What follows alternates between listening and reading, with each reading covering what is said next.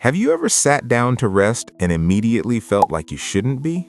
The emails aren't answered, the list isn't finished, you haven't earned it yet. For some people, rest doesn't feel like rest at all.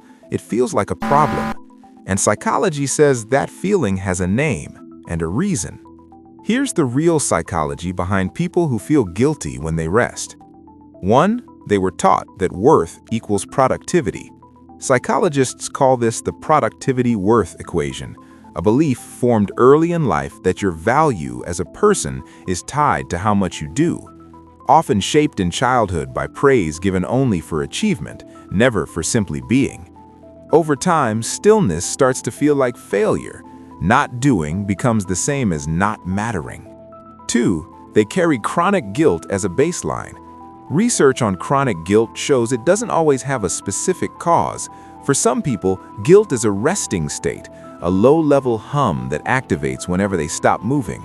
Psychology links this to early environments where rest felt unsafe, where stillness was followed by criticism or conflict. Their nervous system learned stopping is a warning sign.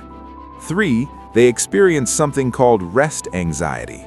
Psychologists describe rest anxiety as the inability to be present in downtime without intrusive thoughts about what should be happening instead. The body sits still, but the mind keeps running. They can't read without thinking about the dishes. They can't watch a film without mentally listing tomorrow's tasks. Rest becomes its own source of stress. 4. They confuse resting with being lazy.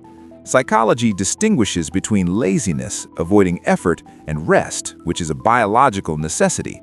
But people who feel guilty when they rest have internalized a belief that collapses the two. They think choosing rest means something is wrong with them, that productive people don't stop, that needing a break is evidence of not trying hard enough. 5. Their self-worth is not yet unconditional. Research on self-worth shows that people who can't rest without guilt have tied their identity to output. When the output stops, so does the feeling of deserving to exist comfortably. Psychologists call this contingent self-esteem, worth that depends on performance. Rest exposes the gap between who they are and who they think they need to be. 6. Healing looks like learning that rest is a right, not a reward. Psychology shows that resting without guilt is a skill, not a trait you either have or don't. It's built by questioning the voice that says you haven't earned it yet, by practicing stillness without justification, because a person who never stops isn't disciplined, they're just afraid. If you feel guilty every time you rest, psychology doesn't call you lazy. It says you've been measuring your worth in the wrong unit for a very long time. Rest isn't something you earn, it's something you're allowed. And learning to believe that, without a finished to-do list, that's not weakness. That's one of the hardest things a person can do.